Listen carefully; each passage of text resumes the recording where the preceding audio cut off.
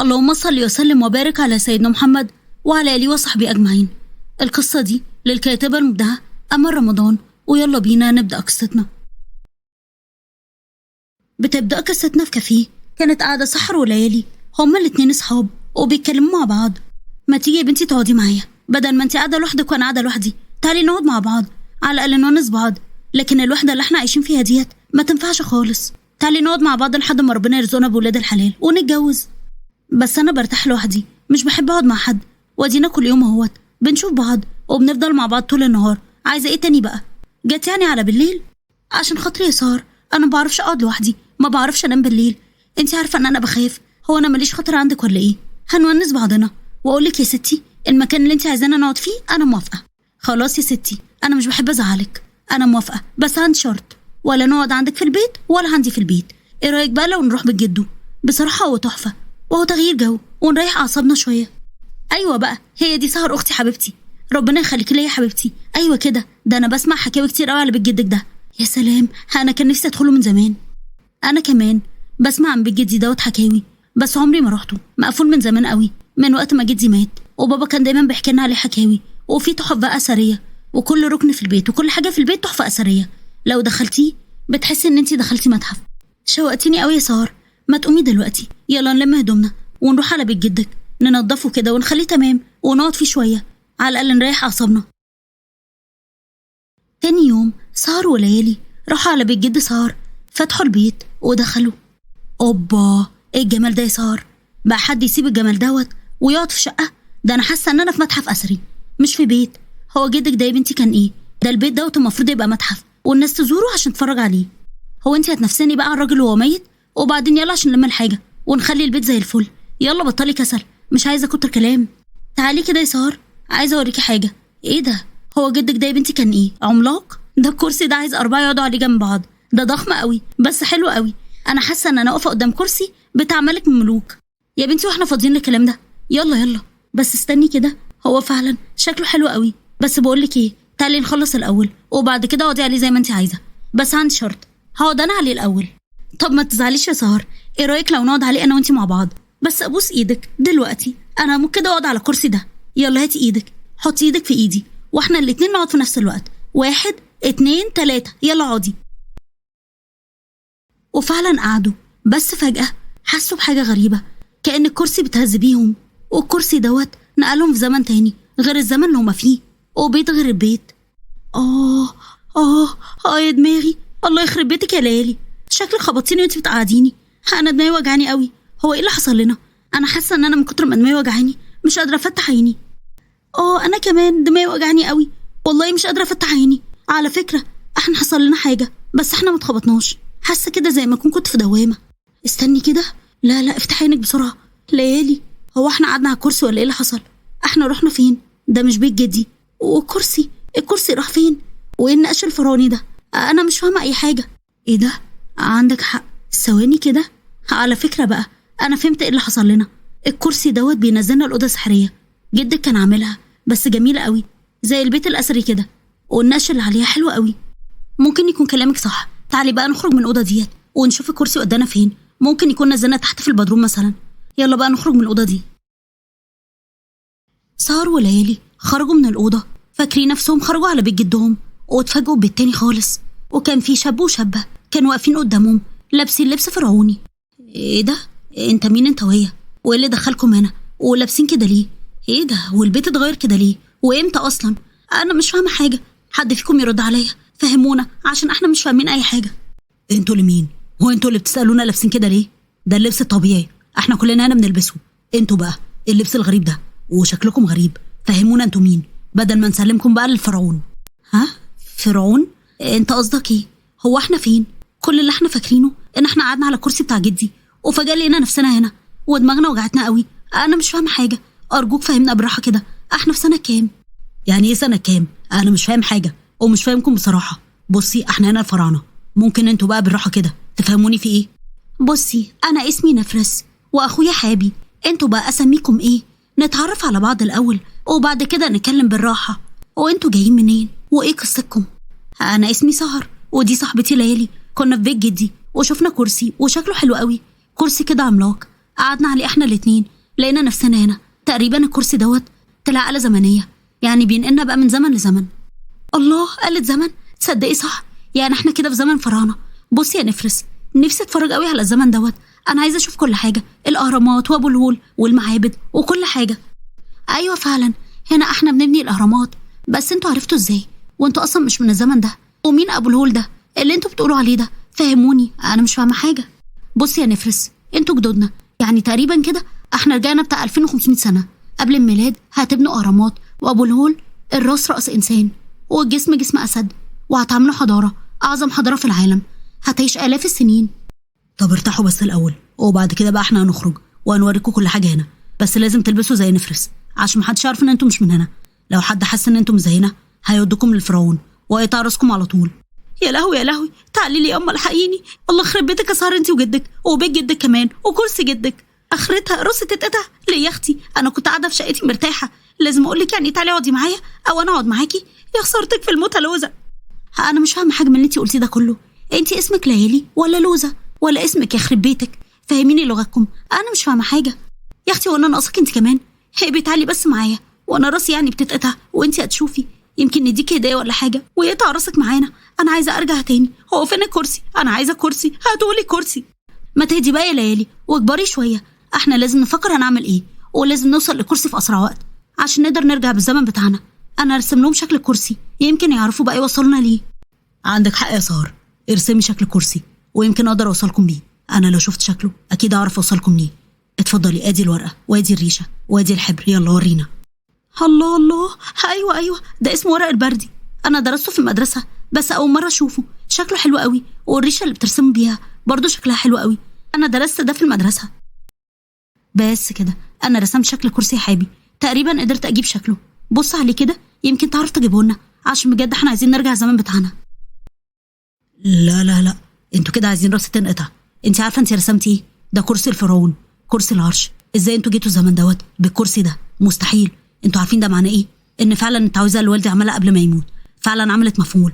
والدي كان الكاهن الخاص بالملك، والملك امره يعمل تعويذه ان اي حد غير ملك وملكه او حد من نسلهم يقعد على كرسي ويختفي عشان يكتسروا ملكيه الكرسي، وده بيبقى على العيله الملكه بس انتوا كده مش هتعرفوا ترجعوا زمانكم غير لو قعدتوا مع كرسي تاني. يا لهوي، كرسي العرش يعني كرسي الفرعون؟ وابوك يعمل حاجه زي كده ليه الاذى يا جدعان؟ هي ما جاتش في حد غير فيا انا عارفه ان اخرتي قطع راسي. يا خسارتك في الموت يا لوزه، تعالي لي يا اما. يا لهوتي سودا يا ياما، بقى لما يقطعوا راسي هيحنطوني؟ قول لي يا عم انت، وهيحنطوني في المتحف صح؟ سيبك بس من الكلام ده دلوقتي، البسوا يلا زي نفرس وتعالوا اوريكم الاهرامات وهي بتتبني. على فكره بقى هتعجبكم قوي. غيروا هدومهم ولبسوا زي نفرس، خرجوا كلهم لمكان بناء الاهرامات، وقفوا يتفرجوا على الاهرامات وهي بتتبني. ايه ده، انتوا طلعتوا اقوياء قوي، سبحان الله، وعباقرة كمان. بس بصراحه بيتعبوا قوي. الاهرامات مش بتتبني بسهوله زي ما احنا كنا فاكرين. بنوا مساكن هنا للعمال اللي بيبنوا الاهرامات، وبياكلوهم اكل حلو جدا، مراعين صحتهم عشان ما يتعبوش. والعصر اللي احنا فيه دوت عصر كله ازدهار والحاكم عادل. طبعا يا حبيبي العصر دوت اسمه عصر بناء الاهرامات الاسره الرابعه. دي مقابر ملكيه تم بنائها على يد المصريين القدماء من اكتر من 2600 سنه قبل الميلاد. تم بناء الاهرامات عشان تكون مقابر للملوك وكمان الملكات بعد موتهم. ايه ده يا سهر، انت كنت بتذاكري من ورايا ولا ايه؟ انت يا بنتي خليتيني انبهرت. ايه الجمال اللي انت قلتيه ده؟ تصدقي بقى انا اول مره اسمع الكلام ده، بس بصراحه برافو عليكي. الاهرامات هنا مش بتتبني وخلاص، في مهندسين وكانت الفراعنه هم اللي بيبنوا. الاهرامات مدروسه كويس قوي بكل سنتي، والمهندس امحوتب اشهر مهندس في العصر بتاعنا هو اللي بيشرف على بناء الاهرامات. هو انتوا بقى فاكرين ان انتوا كلكم شاطرين وانا بس اللي مش عارفه حاجه؟ طب انا عارفه مين الملك والملكه اللي حكموا الاسره الرابعه، الملك خوفو وزوجته الملكه حتب. انا عايزه اوريكم حاجه احنا الفراعنه بس اللي عارفينها، محدش غيرنا عارفينها، ولا حد يعرف التحنيط. الكهنه بس المتخصصين في التحنيط هم اللي عارفين سر التحنيط، وبيتورث من كاهن لكاهن. تعالوا معايا في فتحه صغيره انا بدخل منها وبتفرج عليهم وهم بيحنطوا. يا نفرس انا حذرتك 100 مره، لو حد شافك راسك هتقطع على طول. انت ازاي بتعملي كده؟ انت عارفه ممنوع اي حد يدخل، انت كده بتوديهم في داهيه. مالكش دعوه انت يا عم حابي، انا فعلا عايزه اتفرج عليهم وهم بيحنطوا. الفرصه دي مستحيل هتيجي تاني. انا اجي معاكي يا نفرس واللي يحصل يحصل. خلاص يا ليالي روحي مع نفرس، بس خدي بالك احسن يعني حد يشوفك، وانا افضل هنا مع حابي. خدوا بالكم من نفسكم وما تاخروش بالله عليكم.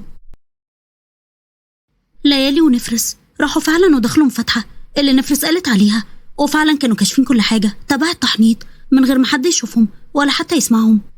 برافو عليكي يا نفرس، هنا فعلا أنا شايفة كل حاجة وهما مش شايفيننا خالص ولا حتى سمعنا.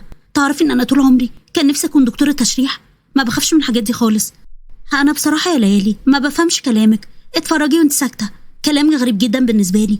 أنا جبتك هنا عشان أوريكي حاجة عمرك ما شفتيها. تعرفي بقى إن أنا عارفة حاجات التحنيط هقولك عليها. اللي هناك ده ملح النطرون وكمان الصمغ والزيوت العطرية دي بقى عشان يحفظوا الجسم ويشدوا كل المية اللي في الجسم ويحافظوا على جسم التحلل والحفاظ عليه في الحياة الأخرى. شكلك كده شاطرة قوي يا ليالي. طب ممكن تقوليلي الأدوات اللي على الترابيزة ديت هي بتكون إيه وبيعملوا بيها إيه؟ لو قلتي هتكوني فعلا شاطرة ودرستي جدودك صح. طبعا أنا درستهم وعرفتهم كويس. بصي يا ستي، ده الأزميل وده المشرط وده الجفت والمقص، دول لإزالة الأحشاء وإخراج الدماغ. أما بقى الحاجات ديت لحفظ الأعضاء. إيه رأيك بقى؟ أنا عارفة ولا مش عارفة؟ والكتان بيلفوا بيه الجسم، بس دي بقى بتكون آخر مرحلة في التحنيط. طب يلا دلوقتي، يلا عشان نمشي، زمانك هنا جايين وهيبدأوا التحنيط. ما ينفعش تتفرجي على التحنيط، ده فعلا سر من أسرارنا. ما تزعليش، مش هقدر أقولك عليه ولا خليكي تشوفيه. يا بنتي ما انتي كنتي حلوة اهو وماشية حلو، ما أنا قلتلك على كل اللي بيعملوه. فاضل إيه تاني أنا معرفوش؟ هتفرج عليهم بس، أشوفهم بس وهم بيخرجوا الأعضاء إزاي. يا بنتي عشان خاطري. نروح لسار وحابي. بصراحة يا سهر أنا عايزة أقولك حاجة، بس ما ينفعش إن أنا أقولها، لازم أنتي اللي تقوليها. وبرضه مش عارفة زمانكم ده ينفع ولا ما ينفعش. عندنا هنا كل حاجة بتحصل بسرعة. أنا عارفة إن أنتي هتستغربي جدا من اللي أنا بقوله ده. أنا مش فاهماك، زي ما يكون سمعت الكلام ده قبل كده. أنا فهمت، أنتوا عندكم بنت هي اللي بتقول للشاب إنها معجبة بيه، صح؟ بس بصراحة أنا ما لحقتش. أنت إزاي لحقت تعجب بيا؟ هو أنا ينفع أجي معاكي الزمن بتاعكم؟ عايز أعيش في زمانكم، شكله حلو قوي عن وقتنا هنا. هتاخديني معاكي يا سهر؟ أنا مش عايز أسيبك تاني. مش هينفع يا حابي، وبعدين أنا قلت لك أنا ما لحقتش أعجب بيك ولا حتى أحبك. أنا ما بقليش إلا يوم. إزاي اللي أنت بتقوله ده؟ وبعدين ولا أنا ينفع أفضل هنا ولا أنت ينفع تيجي معايا؟ أرجوك ساعدني عشان أقدر أرجع زمني. لسه بيتكلموا بس ليالي ونفرس دخلوا عليهم، وليالي متعصبة قوي من نفرس. خلاص بقى يا ليالي ما تزعليش، أنا مش قصدي إن أنا أزعلك، بس فعلا ما كانش ينفع تحضري تحنيط. مستحيل كنت أخليكي تعملي كده. في يا نفرس إيه اللي حصل؟ وليه ليالي زعلانة؟ ليالي انت كنت عايزة إيه؟ ونفرس بقى مرضتش. مش عايزة أفكرك تاني، احنا هنا مش بنلعب، احنا هنا لازم نلاقي كرسي ونرجع الزمن بتاعنا. دي مشيتني قبل ما يبدأوا التحنيط، يا دوب شفت الأدوات بس. وتعرفي يا سهر كل الأدوات اللي احنا درسناها عن التحنيط فعلا موجودة، بس أنا كان نفسي أتفرج عليهم وهما بيحنطوا، ونفرس بقى مرضتش. يا ليالي انت عارفة ان لحد النهاردة في زماننا محدش يعرف سر التحنيط. انت عايزة بقى انت اللي تكتشفي سر التحنيط؟ ما ينفعش، دي دائرة مقفولة وما ينفعش نغير فيها. اسمع يا حابي، احنا لازم نروح قصر فرعون ولازم نقعد على كرسي في أسرع وقت. ما ينفعش نقعد هنا أكتر من كده. الله أعلم هيحصل إيه، ممكن نتبخر أو نختفي. أنا مش عارفة إيه اللي ممكن يحصل لنا. احنا ما ينفعش نكون في الزمن ده. في طريقة واحدة بس عشان أدخلكم عند فرعون، لازم تروحوا تشتغلوا هناك. أنا هوقفكم تمسكوا الريش عشان تهوبيه على الفرعون والفرعونة. انتوا بقوا شطارتكم، أي فرصة تجيلكم اقعدوا على الكرسي. حابي أخدهم وداهم هناك فعلا، وقدر إن هو يشغلهم. وقفوا فعلا ومسكوا الريش اللي بيهووا بيها على الفرعون على اليمين وعلى الشمال. بعد فترة رجعوا قعدوا في البيت تاني عند حابي ونفرس. اللي رجعكم تاني؟ أنا قلت إن انتم بقى رجعتوا زمانكم. اللي حصل؟ عندكم بدل فرصة، 1000 فرصة إنكم تقعدوا على الكرسي وترجعوا الزمن بتاعكم. في إيه اللي حصل؟ نقعد إزاي؟ مفيش فرصة واحدة الكرسي بيبقى فاضي فيها. لو ما كانش الملك قاعد عليه بيكون الحرس واقفين وبيحرسوا المكان كله. بصراحة بقى احنا خفنا نقعد على الكرسي ويطيروا راسنا. عايزة أقولك حاجة يا نفرس، أنا عارفة إن أنا زعلتك يا نفرس، ما تزعليش مني. أنا عايزة أمشي وإحنا صافين لبعض وعمري ما هنساكي. خلاص أنتي مزعلانة مني صح؟ أنا فعلا مزعلانة منك.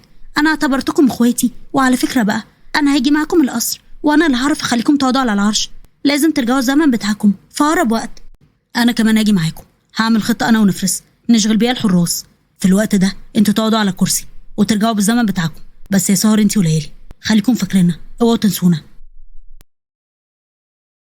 راحوا كلهم على القصر، سهر وليالي واقفين على اليمين وعلى الشمال زي ما كانوا واقفين وماسكين الريش لحد الفرعون ما خلص وساب العرش وقام. وفي الوقت ده حابي ونفرس عملوا خطة.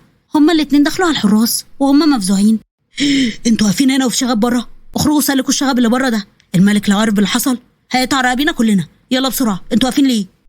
يلا بسرعة يا ليالي، يلا انتي وسهر امسكوا ايد بعض واقعدوا على كرسي بسرعة قبل ما حد يجي. انا عملت مشكلة بره عشان يصدقونا. يلا بسرعة، احنا لو انكشفنا انا وحابي راسنا هتتقطع. هتوحشيني يا نفرس، عمري ابدا ما هنساكي، هفضل فاكراكي بالخير، اشوف وشك بخير، هتوحشيني قوي. اوعي تنسيني يا نفرس، دايما افتكريني. سهر وليالي مسكوا ايد بعض وجريوا وقعدوا على كرسي. في لحظة رجعوا على بيت جدهم تاني. يا دماغي، انا مش قادرة، وجع الدماغ رجع تاني. بقولك ايه، انا مش هقعد في بيت جدك ده، انا هرجع يا اختي. انا خايفة المس اي حاجة يودوني عصر الديناصورات، والديناصور بقى ياكلني ويريحني. انتي عارفة نفرس وحابي هيوحشوني قوي. انا كنت فعلا اتعودت عليهم، والعصر ده كله ازدهار وفعلا حلو قوي. الناس بتشتغل بجد، مفيش عندهم هزار، وفي وقت للشغل ووقت الحب. وايه اللي جابك يا سهر؟ كنت يا اختي سيبيني انا اقعد على كرسي، وكنتي خليكي هناك، ما هي ناقصاكي. يلا انا ماشيه رايحه على شقتي، لما تعوزيني بقى تعالي. انا مش هاجي على البيت الملبوس ده تاني. استني بس، انا هاجي معاكي. انا برضه هروح على الشقه اخد دش وافوق بقى شويه، عايزه اخرج اتمشى شويه عشان حاسه ان البلد وحشاني قوي. بعد كام يوم سهر خرجت وقعدت في كافيه، شافت شاب نسخه كربون من حابي. وسهر قالت في نفسها، ايه ده؟ معقول اللي انا شايفاه ده؟ الشاب ده نسخه من حابي، بس يا دوب ناقص بس ان هو يلبس لبس فرعوني وهو يكون حابي نفسه. انا نفسي اتكلم معاه واتعرف عليه، بس مش هينفع. ليالي جت لسهر الكافيه، شافتها وهي قاعده وبتتكلم مع نفسها. قعدت وهي عماله تضحك. سلامت عليك يا سهر، ايه يا حبيبتي؟ هو انت رحله الزمن بقى تعبتك ولا ايه؟ ولا انت اتجننتي؟ انت بتكلمي نفسك؟ الف سلامه عليكي يا عيني. تعالي اوديكي للدكتور، يمكن تبطلي بقى تكلمي نفسك. يا بنتي بكلم نفسي ايه واتجننت ايه؟ بصي على الترابيزه اللي هناك دي، ايه رايك في الشاب اللي قاعد عليها؟ بصي كده وقولي لي شبه مين. اصلك بتقولي يعني ان انا اتجننت؟ ايه ده يخرب بيتك، ده حابي. انت عارفه يا سهر، ناقص له بس يلبس لبس الفرعوني ويطول السكسوكه بتاعته شويه ويبقى حابي بجد. بصراحه انا عايزه اسلم عليه، اصل حابي ونفرس وحشوني قوي. ليلى انت هبله ولا ايه؟ هتروحي تقول له ايه؟ ازيك يا حابي وحشني موت، وهتقول له بقى نفرس عامله ايه؟ يا بنتي هيسلمك للشرطه على طول، او سريه المجانين. افهمي، احنا رجعنا بالزمن بتاعنا. خلاص يا ستي ما تزعليش، قومي يلا عشان انا جعانه. هتغديني بقى في البيت عندك ولا ناكل في اي مطعم؟ انت عارفه لما بجوع ما بشوفش قدامي، ممكن اكلك انت نفسك. خلاص يا بنتي يلا، انا كمان بصراحه جعانه قوي. على فكره انا عامله اكل حلو قوي في الشقه عندي، يلا نروح الشقه نتعشى، وبيتي معايا النهارده، على الاقل تونسيني. ما تخافيش، مش في بيت جدو. سهر وليالي خرجوا من الكافيه، وسهر نسيت الموبايل بتاعها. الشاب اخد الموبايل وجري وراهم وقف يتكلم معاهم. يا نسا، حضرتك يعني نسيتي الموبايل بتاعك، خدي بالك لو حد تاني شافه كان ممكن ما يدولكيش. اتفضلي التليفون اهو، بس معلش ممكن اسالك سؤال؟ هو احنا اتقابلنا قبل كده؟ والله انا ما بعاكس، بس انا حاسس يعني ان انا شايفك قبل كده. انا متشكره قوي على امانتك ان انت رجعت لي التليفون، وما افتكرش ان انا قابلتك قبل كده. انا مش عارفه اشكرك ازاي على ذوقك ده. عن اذنك انا لازم امشي. طب استني بس ثانيه واحده، انا اسمي حمدي، ده الكارت بتاعي، لو احتجتي اي خدمه انا تحت امرك. ارجوكي ما تردديش وكلميني، انا بجد حاسه ان انا اعرفك من سنين، ازاي مش عارف. انا هاخد الكارت عشان ما اكسفكش، بس متشكره جدا يا حمدي على امانتك المره التانيه، واوعدك لو احتجت اي حاجه انا هتصل بيك. عن اذنك لازم امشي دلوقتي. سهر وليالي روحوا على الشقه عن سهر وقعدوا يتعشوا ويكلموهم ما بيتعشوا. انا مش عارفه يا سهر، انت ليه قلتي انا ما اعرفكش؟ ما كنتي حكيتي له وكانت فرصه تعرفوا على بعض اكتر، يمكن تحبوا بعض وتتجوزوا. ليالي انت هبله ولا ايه؟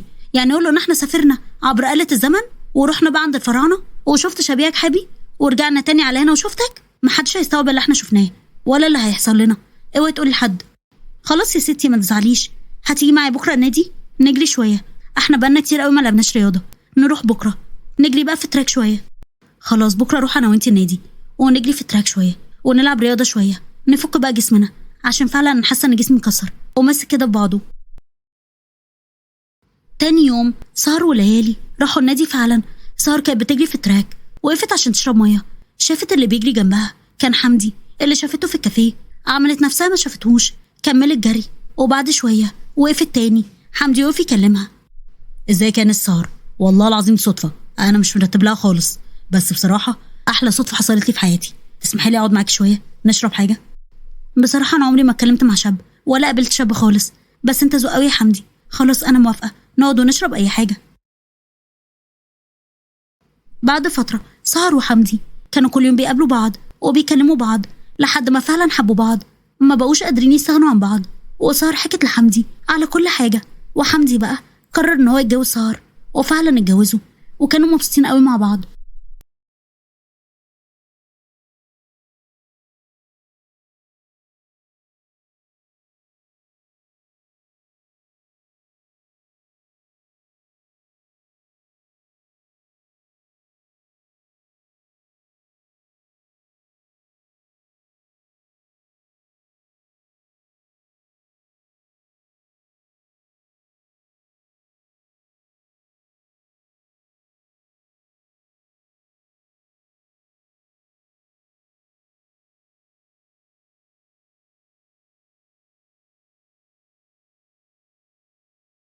ولحد هنا خلصت القصة خالص. ولو عجبتكم اعملوا لايك وشير واشتراك في القناة وتفعيل زر الجرس على كلمة الكل عشان يوصل لكم اشعار بكل جديد. بحبكم قوي، مع السلامة.